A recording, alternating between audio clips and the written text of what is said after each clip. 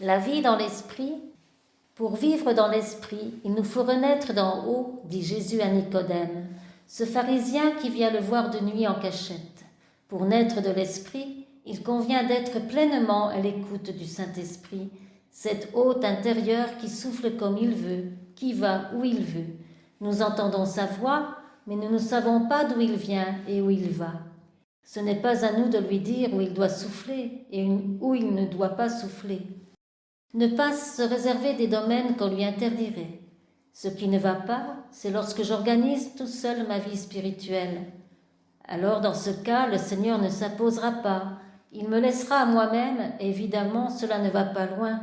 Je vais rester au ras des pâquerettes. Et Jésus attendra patiemment que je retourne à lui. Surtout, ne pas quitter des yeux le Seigneur. Si on regarde tout ce qui va mal dans le monde, on tombe forcément dans la désespérance. Renaître d'en haut, c'est naître de nouveau, c'est naître d'eau et d'esprit. Pour cela, il faut redevenir comme de petits enfants qui ne savent rien, mais attendent tout avec confiance. Il faut la conversion du cœur, alors nous pourrons entrer dans le royaume de Dieu. Simplifions-nous, notre Dieu est extrêmement simple. C'est l'Esprit Saint qui ouvre les bonnes portes, celles qu'il veut.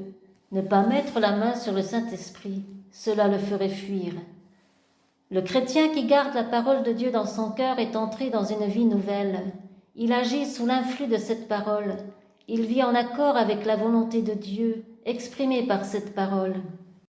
Il a accès au royaume de Dieu, où il trouve la plénitude de la vie. Dans l'Ancien Testament, les prophètes annoncent que cet Esprit de Dieu se répandra sur les hommes et sera à l'origine d'une conversion. Dans le texte d'Ézéchiel, les thèmes de l'eau et de l'esprit sont liés.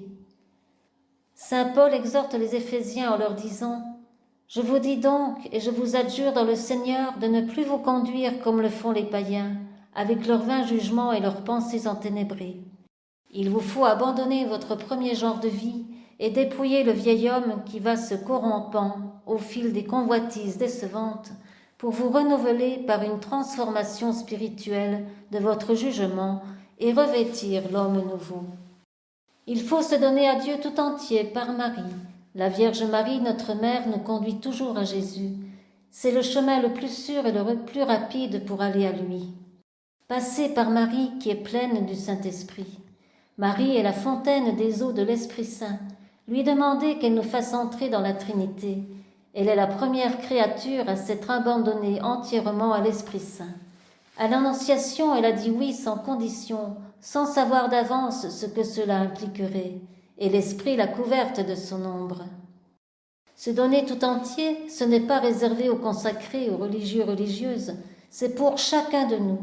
Nous vivons beaucoup trop à partir de nous-mêmes, comme si nous étions le centre, alors qu'il faut nous décentrer de nous-mêmes pour nous centrer sur Dieu. Est-ce que nous voulons réellement que le Seigneur Jésus soit le maître de notre vie?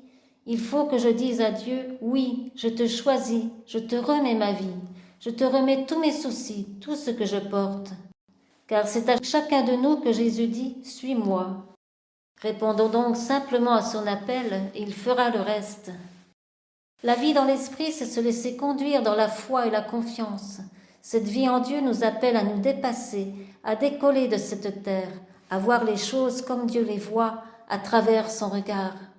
Pour recevoir le Saint-Esprit, il nous faut un cœur pauvre, un cœur pur. Être pauvre et crier vers Dieu, alors il accourt. Le Seigneur aime ceux qui ont un cœur d'enfant, cela fait fondre son cœur de père.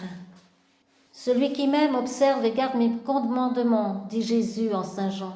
C'est une question d'amour, d'union à Dieu. Devenons toujours plus amoureux du Seigneur, toujours plus serviteurs aimants. Attention de ne pas tomber dans la tentation de faire tout par nous-mêmes, et puis à la fin d'appeler le Seigneur pour qu'il consolide nos actions, cela ne marcherait pas. Arrêtons de tout analyser avec notre tête et avant chaque décision, demandons-lui plutôt ce qu'il en pense. Pour vivre dans l'esprit, entrons toujours dans la volonté de Dieu, ne retardons pas son œuvre. Lui seul sait ce qui est bon, ce qui est bien, ce qui est vrai. Et il s'arrangera pour nous le faire savoir si nous sommes à son écoute. Le Seigneur agit peu dans nos vies quand nous continuons à faire nos 4 volontés. Nous n'avons pas à analyser les personnes et les événements, mais voir tout cela à partir de Dieu.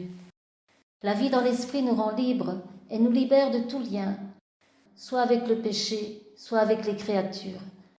Notre cœur aspire à Dieu seul, notre cœur est aspiré par son grand cœur.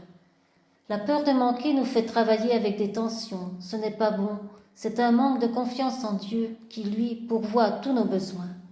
Ne plus s'appartenir, c'est insécurisant humainement, mais c'est pour être en Dieu, pour la plus grande gloire de Dieu. Lâchons nos béquilles et marchons, dépassons les obstacles comme un cheval fougueux. Ne pas dire « je ne peux pas », car avec Dieu tout est possible. C'est vrai, nous avons de grandes difficultés à laisser le Saint-Esprit être en nous, être dans nos vies. Et nous avons une grande facilité à vouloir l'enfermer dans de petites cases, à le limiter, à lui donner des ordres parfois. L'Esprit Saint dépasse complètement notre esprit humain. Et si je le réduis, eh bien le jour de l'effusure d'esprit, il se passera en moi des choses dans les limites de mon esprit, de ma raison, et c'est bien dommage. Jésus dit à Catherine de Sienne, « Fais-toi capacité, et je me ferai torrent. » La vie dans l'esprit, c'est en permanence, toute la journée. Sainte Thérèse de Lisieux a écrit, « Les plus événements de notre vie sont conduits par Dieu. Il ne faut voir que lui en tout. On n'a jamais assez de confiance dans le bon Dieu, si puissant et miséricordieux. » Saint Paul dit aux membres de sa communauté chrétienne, « Laissez-vous conduire par l'Esprit. Restez humblement à son écoute. Il peut parler par un signe, par une personne, à travers la lecture de la Bible. Ne pas avancer avec la peur, elle est mauvaise conseillère. Dans la prière, accueillir les purifications de la foi. Ne pas chercher à sentir le Seigneur, car il échappe à nos sens humains. Accueillir les grâces quand il nous les donne, mais vivre de la foi, ça c'est normal. La foi est obscurité. Pour avancer en Dieu, nous avons besoin de purifier notre foi, de marcher sans appui, de croire sans voir. Le Seigneur nous le demande. La rencontre de l'homme pécheur et fini que je suis, avec l'être infini de Dieu, ne peut se vivre sans surprise. Dieu est pur esprit, tandis que moi je suis esprit et corps. Dieu est l'amour au-delà du sensible. On ne le sent pas, on ne le voit pas, mais il est là. Plus le Seigneur s'approche de moi, moins je le perçois dans mes sens. Quand la force de Dieu vient nous habiter, nous ressentons de la faiblesse, car notre nature humaine ne peut supporter la gloire, la puissance de Dieu. Elle en est comme terrassée. Comme l'a dit Jésus à ses disciples, il y a des choses de Dieu que nous ne sommes pas encore capables de porter. Tout cela nous dépasse infiniment. Pour vivre dans l'esprit, il faut éviter de vivre dans notre tête, au niveau cérébral, lâcher tout ce que l'on sait de Dieu, nos fausses images de lui, nos conceptions rétrécies, s'ouvrir à plus grand. Le Seigneur veut faire grand en nous. Descendons dans notre cœur profond. La foi est le seul moyen pour l'union de l'âme avec Dieu. Le Seigneur nous a tout donné pour vivre avec lui, mais à un niveau très profond. Ce n'est pas dans l'intellect, ce n'est pas dans l'affectif, ce n'est pas dans la sensibilité. Nous avons besoin d'être guéris du captatif, du fusionnel, de l'habitude que nous avons de vivre trop souvent à la superficie de notre être. Nous sommes créés pour adorer et pour louer le Seigneur.